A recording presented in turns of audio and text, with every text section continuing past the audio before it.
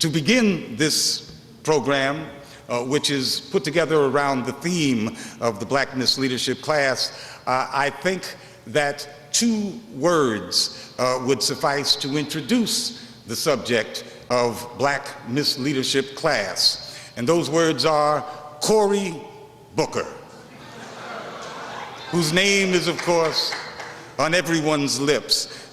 Just this week, of course, Cory Booker was elected, or became the senator-elect from New Jersey. Last night, I was flipping around through the channels and I stumbled, totally by mistake, of course, upon Fox TV.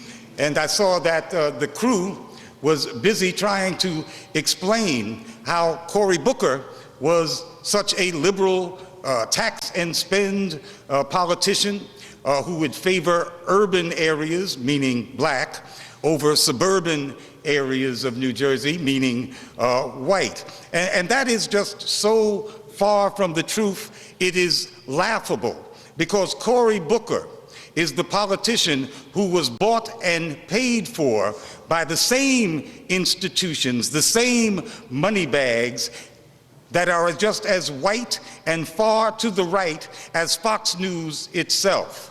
In point of historical fact, Booker's political career was birthed in the womb of the right-wing Bradley Foundation out of Milwaukee, Wisconsin. And you don't get any more reactionary than that.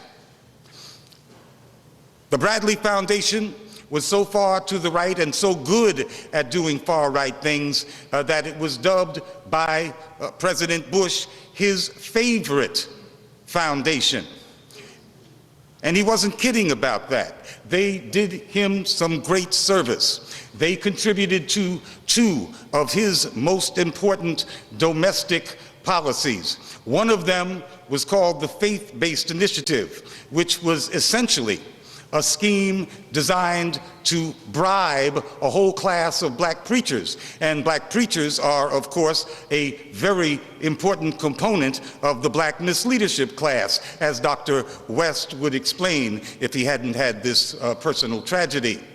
Bush's faith-based initiative had black preachers lined up, literally thousands of them, to get a federal gift. And in return, those preachers would either become Republicans or endorse Republican policies. That was the product of the Bradley Foundation and the think tanks that it funds. The other gift that the Bradley Foundation gave to the Bush administration was the campaign for private school vouchers.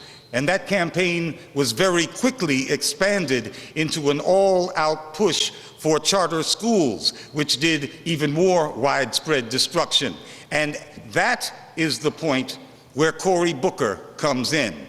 Cory Booker had just turned 30, and he was in his first year of his first term in the Newark City Council, where, by the way, and I used to cover the Newark City Council for a small black newspaper that I helped found, and nobody on the City Council paid much attention to Cory Booker. He was there at the first meeting, the founding gathering in Milwaukee, Wisconsin, under the auspices of the Bradley Foundation, for a front group that they had specifically formed in order to try and create the impression that there was a movement out there among black folks for private school vouchers. Now, the reality was that private school vouchers had never been an issue in the black community. If people were familiar at all with private school vouchers, it was in the context of them being used in order to fund segregation academies in the Deep South during the time of massive resistance. But the Bradley Foundation reasoned that with their millions and millions of dollars, they could create a movement or the semblance of one out of thin air. All they had to do was attract a gaggle of hustlers and scoundrels, black hustlers and scoundrels, and call them the thinkers and movers and shakers of a new movement, and it would be so. And all they had to do was tell the corporate media that this was a legitimate movement of black people, and they would cover it that way. And Cory Booker was at that first meeting of this Black Alliance for Educational Options in 1998. Also on hand was Floyd Flake. He was the congressman from Queens who, before he resigned, was the only member of the Congressional Black Caucus who ever supported school vouchers. Floyd Flake went on to become an important cog in the wheel of the Manhattan Institute. All of you are familiar with that right-wing outfit, and to make millions as a practitioner of charter schools.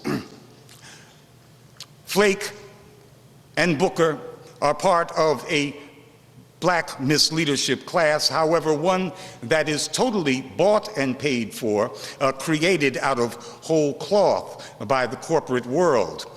3 years later, after Cory got his real political beginnings, after he put together the source of his funding, he made his first run for mayor of Newark, New Jersey. That was in 2002. He was backed with millions of dollars in campaign funds from that same universe of right-wingers that he had met through the Bradley Foundation. Even the right-wing columnist George F. Will came to Newark to support Cory Booker. This is how Cory Booker was set on the path to becoming a major black political figure as a wholly owned subsidiary of the most reactionary forces in the United States, as a pure servant of corporate power. That year was 2002. That's when we first called attention at Black Commentator. Black Commentator was the predecessor to Black Agenda Report, and that's where the core of the Black Agenda Report team came together. And back in 2002, we were the first to call attention to the great danger that was represented not just by Cory Booker, but to all of these newly empowered hustlers and scoundrels who were being funded by the corporate world. That was the first issue, in fact, of the Black Commentator, the cover story for that first issue. It was called Fruit of the Poison Tree. The core team of Black Agenda Report has actually been documenting the rise of this new cohort of black corporate politicians for more than a decade, not just the 7 years that we're celebrating tonight of Black Agenda Report. The black misleadership class is nothing new. It did not begin in 1998 or in 2002 or even with this surge of corporate funding. It has always been there. It has existed in some form as long as there has been a Black America. It is a class that sees its own personal, financial, and social interests as being synonymous with the progress of black people as a whole. This class does not seek transformation of society. It seeks only their own elevation within the existing structures.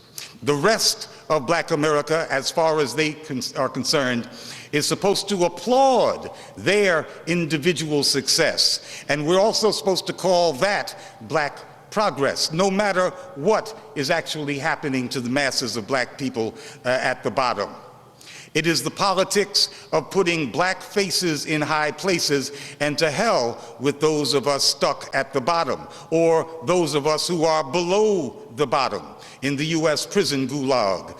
This black misleadership class has always been among us, and it is the tension between these representationists, these who see only the goal of being represented, that is, having a few black folks in business and in motion pictures, and maybe one day, now is the day, in the White House, but do not see the need for a transformation of society. What's new is the massive influx of national corporate money to black Democrats, That is the transformation that occurred at the turn of the 21st century, and resulting in not just Cory Booker's candidacy, but others as well. It all begins in 2002 with Cory Booker's first campaign for mayor and the corporate-funded unseating of Cynthia McKinney in Atlanta and of Earl Hilliard in Alabama. These campaigns were funded by the same people that put Cory Booker up for office the first time. Corporate money transformed the black electoral politics game, just as corporate money subverted the old line black civic and civil rights organizations and made them into willing partners with the very same Wall Street banks that were, back in 2002, beginning to target every black neighborhood in the nation with subprime mortgages. That is when that offensive began as well. Corporate America begins the 21st century with a massive money offensive in black America, and they were successful beyond their wildest dreams. They knew that they had a future star in Cory Booker, and they're so happy today. They're celebrating. Their boy is going to the Senate. But back in 2002, they were also vetting another and much more talented and much more promising frontman for Capitol, and his name was Barack Obama. He was beginning his campaign for the Senate from Illinois. We at Black Agenda Report, or rather at Black Commentator when the team was there, we confronted Obama for a solid month in June of 2003, Bruce Dixon and I. We had an intense back and forth exchange with Brother Obama, which you can still read in the pages of the Black Commentator. We knew that Obama was a nightmare that was about to happen, but we did let him slide. We hoped that we could somehow avoid denouncing this up-and-coming young man that so many people found so attractive. But of course, it didn't work that way. We couldn't avoid him for long.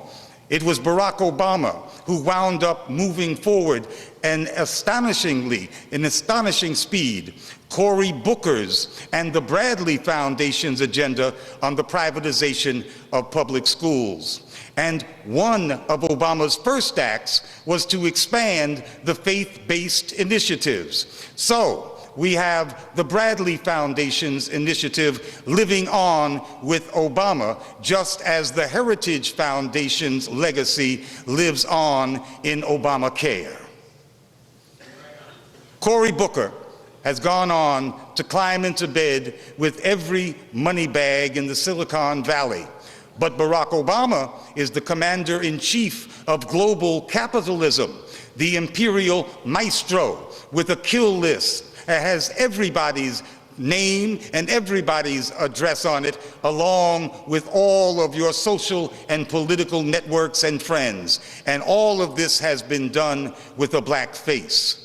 The transformation in black politics over the last 10 years has been staggering. It has been absolutely breathtaking. In 2002, when George Bush asked the US Congress for war powers in order to attack Iraq, only 4 members of the Congressional Black Caucus voted in favor. Our team at the Black Commentator called these 4 people the 4 eunuchs of war.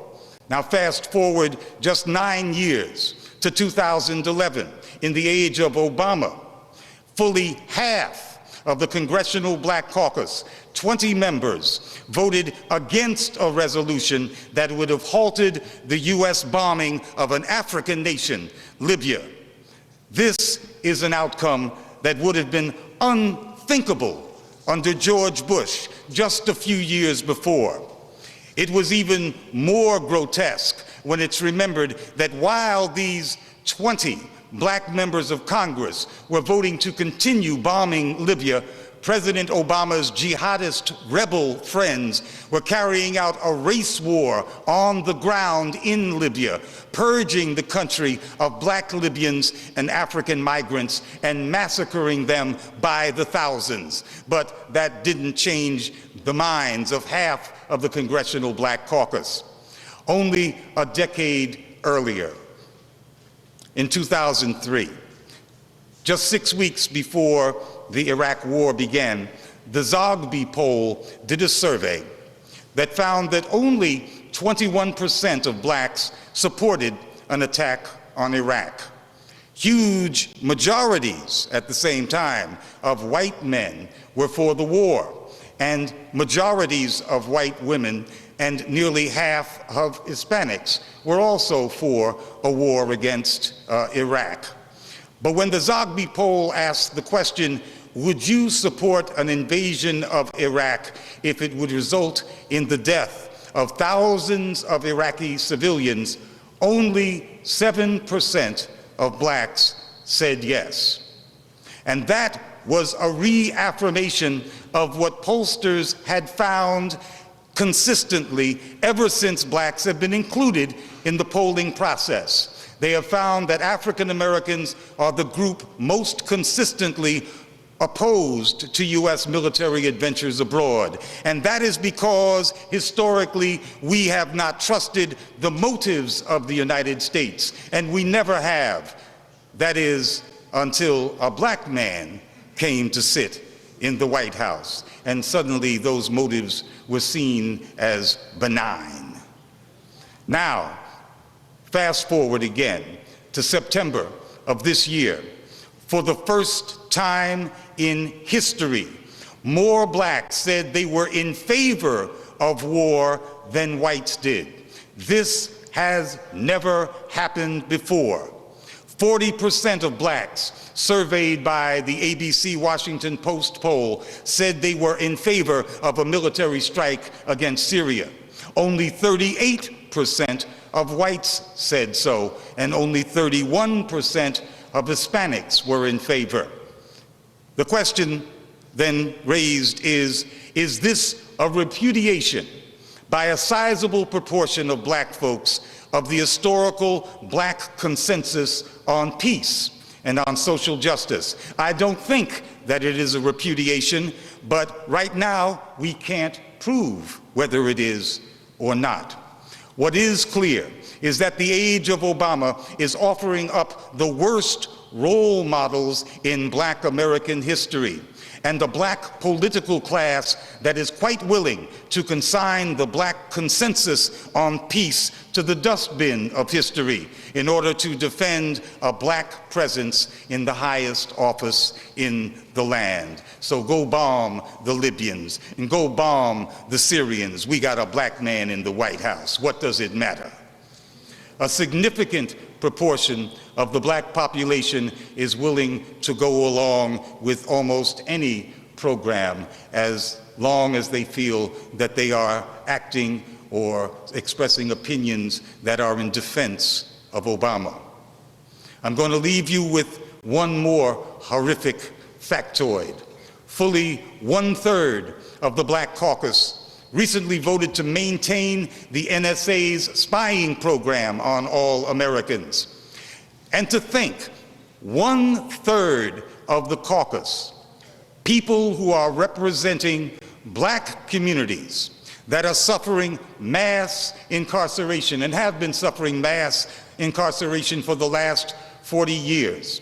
And we understand that the beginning of the process of mass incarceration is hyper-surveillance of the black community. And yet this 1/3 of the Black Caucus votes for hyper-surveillance of all Americans. This is a monstrous deformity of black politics, and it has occurred over just the last 10 years. It's rooted in the huge onslaught of corporate money into black democratic politics. and in the suborning by corporations of traditional black organizations. There is no movement to act as a countervailing force to the power of capital. And when there is no mass movement, the self-serving black misleadership class becomes even more influential internally in Black America. Black Agenda Report exists to play a role in the rebuilding of a mass black movement. And if there is no rebuilding of a mass black movement, there is little hope of any effective progressive resistance to the rule of Wall Street and its servants in government, and for peace. Some of you may say, Glenn, why all this lamentation? I thought this was supposed to be a celebration of Black Agenda's 7th anniversary, and you ain't smiled yet. But I think that we are celebrating. We're celebrating the fact that we are still here fighting the power every day.